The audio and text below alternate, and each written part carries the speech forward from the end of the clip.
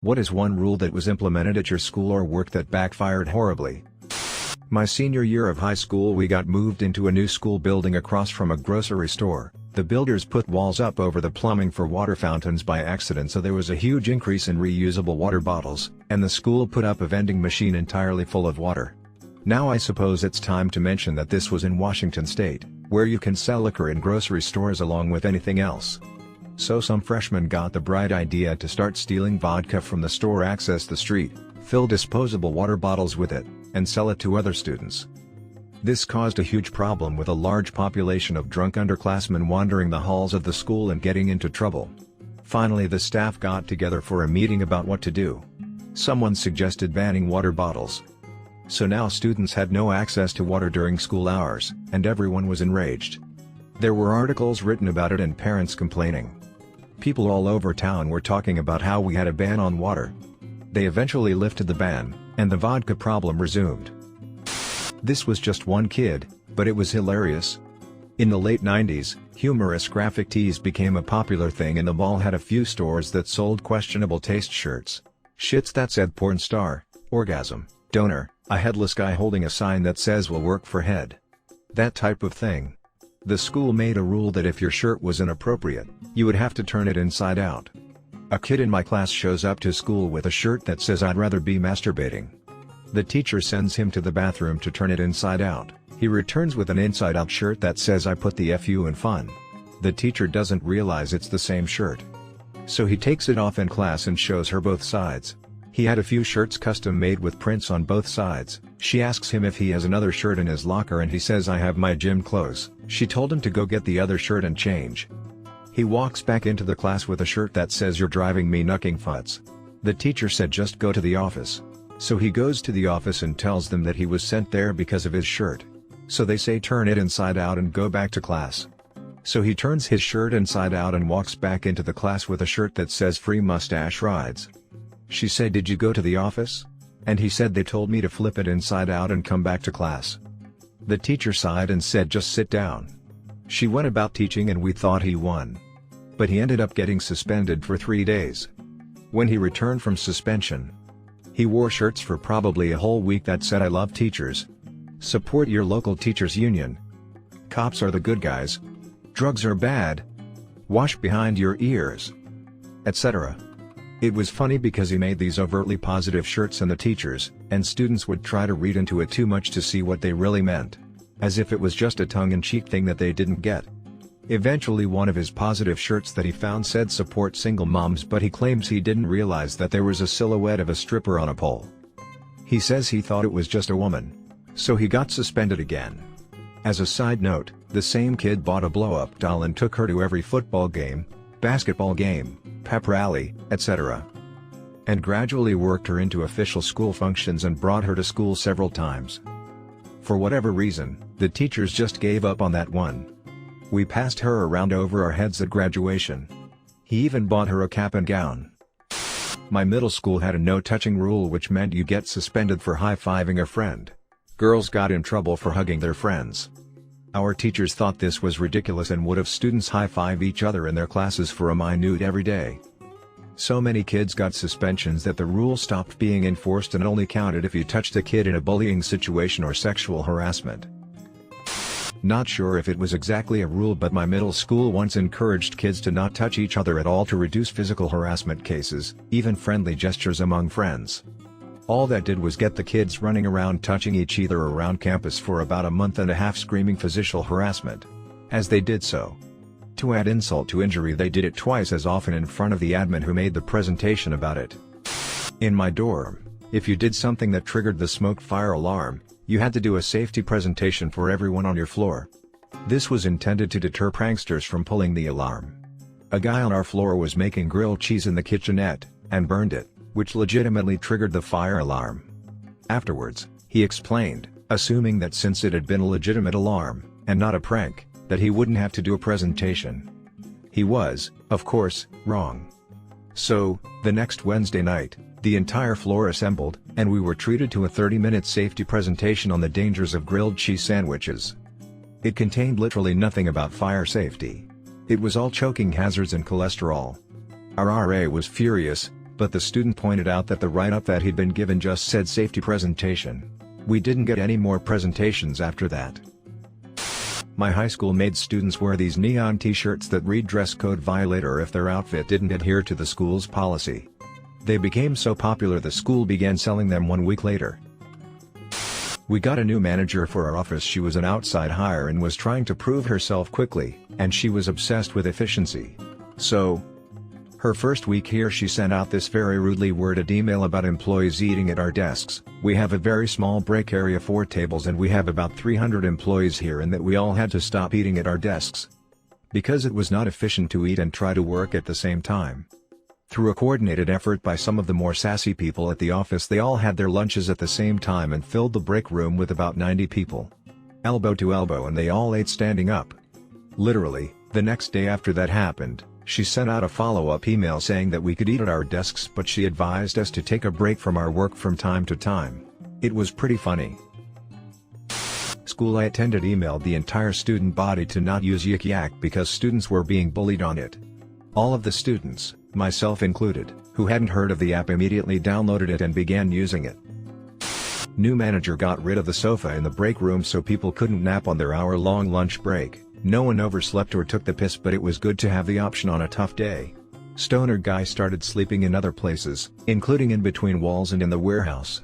That's when we started losing him and couldn't find him, as he'd go into a deeper sleep and was less likely to be disturbed. He didn't lose his job somehow, that place had a hard time hiring. Edit to clarify where Stoner guy would go, we'd find him in between walls and shelves. It was a DIY store that had been something else years before, so there were random partition walls and oddly laid out shelving units everywhere, a real shit show of a store layout. He had quite a few places to hide in a nap. If you return a library book late, your parents would have to return it and explain why it's late. It worked about as well as you would think. The rule lasted a few months before they figured it wasn't worth the cost of replacing all the books. My 4 years of high school were full of my school trying out new policies and procedures to use in the future.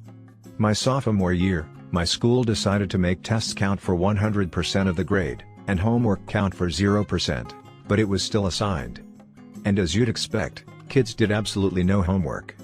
The ones that didn't retain information well, or were bad test takers, struggled pretty hard to make the grade without homework padding it. Our failure rate was pretty high that year. Then my junior year, they brought homework grades back and made a new rule that there were no due dates, nor penalties for turning in late work for your 6 weeks. We didn't do quarters. As long as it was before the next 6 weeks started, you were good. This led to students doing no homework until the last few days of the 6 weeks, and teachers had to accept and grade them all before grades were due. This put teachers under immense stress by causing them to work insane hours and spend every hour at home grading, which made them very irritable and more likely to just shove pointless activities and busy work at us until they could finish grading. This was actually in the news a couple of months ago. We had a really hot summer last year, and the boys at my little brother's secondary school were mad that they couldn't wear shorts but the girls could wear skirts. The junior leadership team brought it up at a meeting, and the head teacher jokingly went, "All right, if the boys wanted to wear skirts, then let them." A group of boys went to school wearing skirts the next day. Then it wasn't just a group of them. A school in my area jacked up the cost of the parking pass. People protested by not buying the pass. Instead they rode the bus. Funny thing is, the county really relies on juniors and seniors driving because they don't have enough buses for all the students. The parking pass fee dropped. People drove again. Don't ever let them tell you driving to school is a privilege. They need you to drive to school. At a former job, software development, there was a foosball table. People would play reasonably often, but just one game to take a break. One day, management came down to the software engineering floor and saw people playing foosball in the middle of the afternoon. They declared no foosball until 4:30 p.m. That ended up making it so that everybody knew when there would be other people wanting to play foosball. So it was much easier to find somebody willing to play and significantly increase the amount of foosball played at work. High school took all the stall doors off the boys' bathrooms because of graffiti or something. So I started pooping in the bathroom near the office. After a couple of times of the superintendent coming in while I was doing that, all the doors were put back on. I worked for a place that did RMA repairs on PCs. Most of our clients were businesses like hospitals and factories. Anyway, as I was touring the workshop during my orientation, the guy taking me around took me to the QA department. Once all builds or repairs are made, they're sent to the QA department for a final inspection before going out to the customer. The guy jokingly said we used to pay the QA guys bonuses for every mistake they found on a build. I started laughing. The only problem was it wasn't a joke. They actually paid bonuses to the QA people who found mistakes on builds. For anyone not familiar with the internal workings of a PC, it could take less than 3 seconds to completely render a computer inoperable. Hell, you could loosen a connection just by inspecting it. Luckily that policy ended before I was hired. I mean, can you imagine giving someone a bonus for finding screw-ups when it would take almost no effort to make a screw-up and then claim you found it? You now need 40 hours of community service to graduate. It's recommended that all freshmen do 10 hours a year, while the seniors start as soon as possible to get the 40 hours out of the way.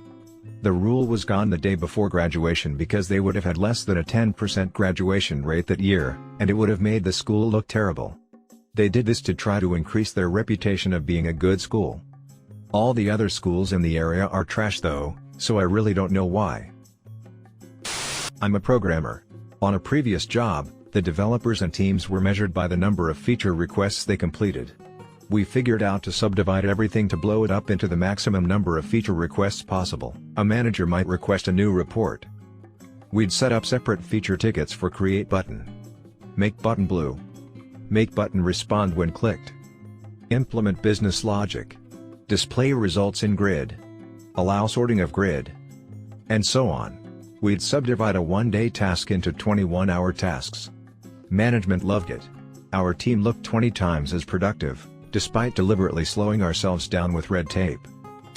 My high school told my senior class no senior pranks or none of you walk ha. Result, we didn't throw a prank. Instead, we threw biggest rager of the year on school property with the permission of the county sheriff, as long as we took our bottles with us when we finished. The sheriff retired the next week. He was the real one. Aftermath: the administration was pissed as hell but couldn't pin it on the senior class because Sheriff Rick couldn't remember what kids were there. My old job had a draconian attendance policy in which if you were at a second late, you got a 1 2-point demerit. If you were an hour late, you got that same 1 2-point demerit. Demerits accrued 3 verbal warning, 4 written, either 5 or 6 was termination. In addition to making for some anxiety-filled employees that made dumb decisions to speed through snowstorms, it also meant if you got stuck in a traffic jam, you might as well just take your time, stop for gas, get breakfast, etc. Same place also had a similar policy that assured the plague spread through the whole place. Say you came to work at 7. By 9 a.m. you've got a fever and full-blown flu symptoms. If you clock out then, you get a whole point demerit. But if you sit there coughing and shivering and infecting your coworkers for another 2 hours, till your shift was half over, you only got a half-point demerit. My senior year of high school, some guy in my class got an in-school suspension for wearing a headband. He had long, curly hair, so the next couple weeks almost every guy on the football team started wearing headbands in protest. Keep in mind that girls could wear headbands, just not guys. No one really understood this rule. This took place right in the middle of football season. They started a no-gum rule that made a lot of junior high kids start a black market for gum. My junior high school adopted a policy to not allow kids to loiter in groups of 5 or more, in attempts to crack down on gang mentality. This was freaking junior high. Anyway, me and my group of misfits, 6 of us, were always hanging out during free times, and the principal eventually stopped us and asked us to separate. I had to casually explain to him that we not a group of 6, but 2 groups of 3 that were intermingling. People caught wind and that rule was basically dead. That was one of the few times I had to explain to my father why he was called into the principal's office with me. A local pharmacy was built on the same street as my school, and local pharmacies get robbed a couple times a year where I live.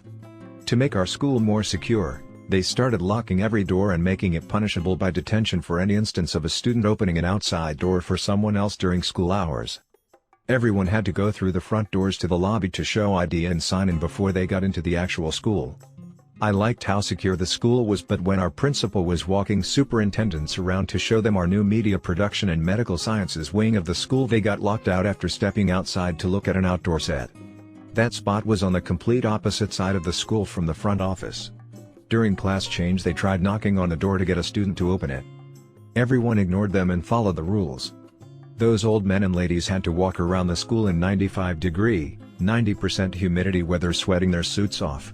Our principal did commend all the students for following the rules at the next school assembly and said he was proud to show how safe the school was. Cool dude. My company, as part of its alcohol policy, said you should not drink for at least 4 hours before coming to work. When engineers got called about production problems over the weekend, they all just had a beer but could be there in about 4 or 5 hours. No running during recess. It was made because some kid in the 2nd grade ran and tripped. So for whatever reason, they restricted running for all grades K-5. Everyone should know that when you ask a 5-10-year-old to not do something, that's the next thing they're going to do. They started running in the halls, the cafeteria, the classrooms, and you bet your ass they ran outside. After a week, the teachers stopped enforcing it and everyone stopped caring.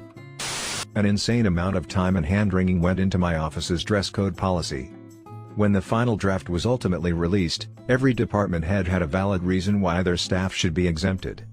So the policy wound up only affecting myself and the guy that insisted on making the policy. I violate this policy on a daily basis. When I was in kindergarten, during the morning announcements one day they came on and said, "And please no throwing snowballs, there is a chance you might accidentally get some rocks in them." You could see on the faces of all 20-some students the realization that OMG we could put rocks in them.